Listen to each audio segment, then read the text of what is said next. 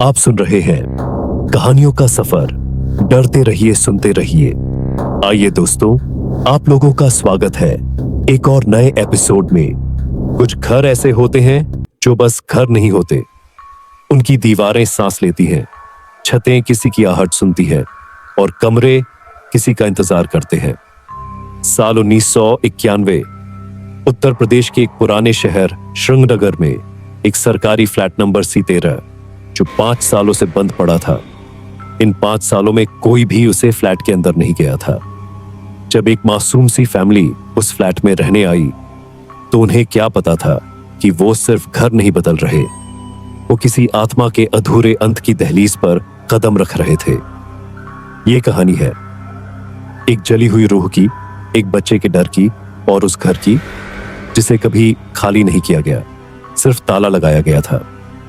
राजेश वर्मा को एक नई फैक्ट्री में जॉब मिलती है जिसके लिए उसे अपने परिवार के साथ लखनऊ के पास स्थित श्रीनगर में शिफ्ट होना पड़ता है। कंपनी की ओर से उन्हें एक पुराना 2 बेडरूम फ्लैट रहने को दिया जाता है जो पिछले 5 सालों से बंद पड़ा था। राजेश के बेटे अर्जुन को नया शहर और ये पुराना फ्लैट बिल्कुल पसंद नहीं आया था, लेकिन मजबूरी में पूरा परिवार को वहीं शिफ्ट होना पड़ा। घर की दीवारों पर जाले निशाने, फर्श पर धूल और हर कमरे में एक अजीब सी ठंडी हवा बह रही थी, मानो ये घर किसी को अपनी नींद से जगने नहीं देना चाहता था। शिफ्ट होने के पहले ही दिन से राजेश की पत्नी किरण को अजीब सी बेचैनी महसूस होने लगी। रात को जब सब सो चुके थे, उसने घर के अंदर धीरे धीरे चलते कदमों की आवाज सुनी। आवाजें आती रही जैसे कोई बेहद भारी भरकम बूट पहनकर फ्लैट में घूम रहा हो। किरण ने जब अपनी बेटी अनन्या को बताया तो वो हंसते हुए बोली, मम्मी, ये सब तुम्हारे दिमाग का वहम है, भूत वूत कुछ नहीं होता। अगले ही दिन राजेश को पास के शहर में एक मीटिंग के लिए जाना पड़ा और घर में सिर्फ किरण, अनन्या और अर्जुन रह गए। रात के करीब 2 बजे रहे थे। किरण को फिर से वही कदमों की आवाज सुनाई देने लगी, लेकिन इस बार सिर्फ कदमों की आवाज नहीं थी, खिड़की पर किसी के झांकने की आहट भी थी। उसने देखा फ्लैट की खिड़की पर एक परछाई खड़ी थी जो अंदर झांक रही थी। चेहरे पर गहरे जलने के निशान और हाथ में टॉर्च जैसा कुछ था। किरण का दिल तेजी से धड़कने लगा। जब वो खिड़की के पास गई तो उस शख्स की आंखें सीधी उसकी आंखों को देखने लगी, जैसे वो उसे पहचानता हो। डर के मारे किरण के हाथ से टॉर्च गिर गई और वो भागती हुई बच्चों के कमरे में पहुंची, लाइट जलाई और कांपते हुए रोने लगी। डरी हुई किरण को देखकर अनन्या ने सिक्योरिटी गार्ड को बुला लिया। गार्ड ने पूरा फ्लैट और छत छान मारी, लेकिन वहां कोई नहीं था। सिक्योरिटी गार्ड बोला, मैम, आपने शायद कोई सपना देखा होगा। लेकिन किरण जानती थी ये कोई सपना नहीं था। अगली रात अर्जुन की नींद अचानक से खुल गई। उसे अपने बिस्तर के नीचे कुछ रेंगता हुआ महसूस हुआ। जब उसने ध्यान से देखा तो एक जली हुई हड्डियों जैसे हाथ धीरे धीरे बाहर आ रहा था। उसकी सिर्फ 3 उंगलियां थीं और उनमें से एक में काला धागा बंधा हुआ था। वो हाथ धीरे धीरे अर्जुन के गाल पर चलने लगा, जैसे कोई उसे थपथपा कर सुला रहा हो। अर्जुन की आवाज गले में अटक गई। वो चीखना चाहता था, लेकिन सदमे के कारण वो चीख नहीं सका। पूरी रात उसके बिस्तर के नीचे से रेंगने की आवाजें आती रहीं। राजेश ने एक दिन फैक्ट्री के एक पुराने कर्मचारी से फ्लैट के बारे में पूछ लिया। वो सुनते ही चुप हो गया और बोला, ये फ्लैट पहले एक बायोकेमिकल इंजीनियर का था, डॉ समीर ठाकुर। एक बिजनेस ट्रिप के दौरान उसकी कार में आग लग गई थी। वो जिंदा जलकर मर गया। जब उसकी बॉडी घर लाने वाले थे, उसके पिता ने उसी फ्लैट के बाथरूम में खुद को आग लगा ली थी। वो अपनी बेटी को भी खो चुका था। राजेश सन्न रह गया। बाथरूम की दीवार अब भी जली हुई थी। वहां जले हुए हाथों के निशान थे जो हर रात थोड़े गहरे होते जा रहे थे। अब सब कुछ साफ था। वो आत्मा इस घर को छोड़कर नहीं गई थी। वो हर आने वाले इंसान में अपनी बेटी को ढूंढ रही थी। किरण को शक था कि वो साया अब धीरे धीरे अर्जुन को अपने साथ जोड़ रहा है। उसकी हरकतें बदलने लगी थीं।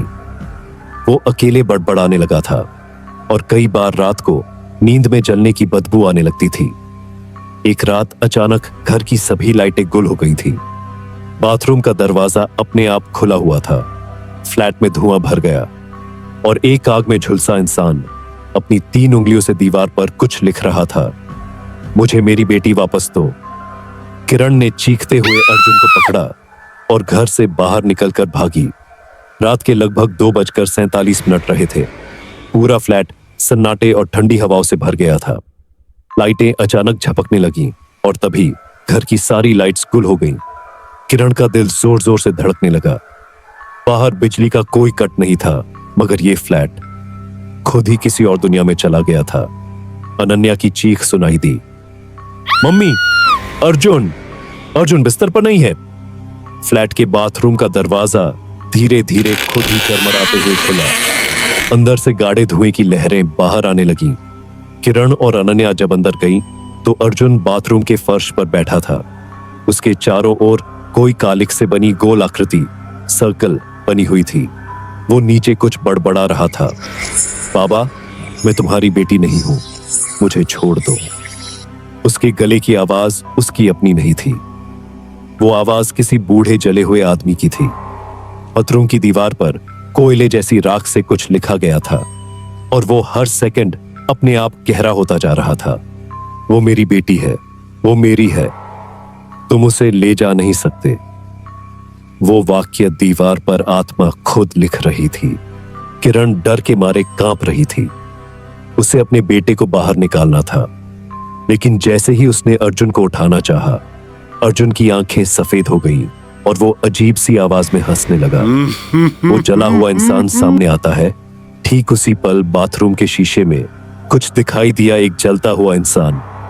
उसकी चमड़ी गल चुकी थी, आंखें गड्ढों जैसी काली और हाथ में वही 3 उंगलियों वाला हाथ। उसने धीरे से अर्जुन के कंधे पर हाथ रखा।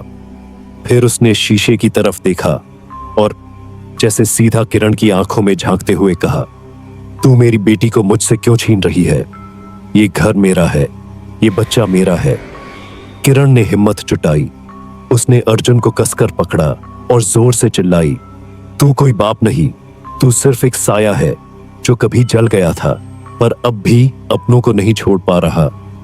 मेरा बेटा तेरा नहीं है और ये घर अब किसी का नहीं।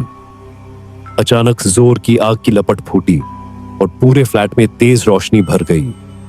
कांच फूट गए, बल्ब फटने लगे और एक भयानक चीख गूंजी, जैसे कोई अपनी आत्मा को टूटते हुए महसूस कर रहा हो।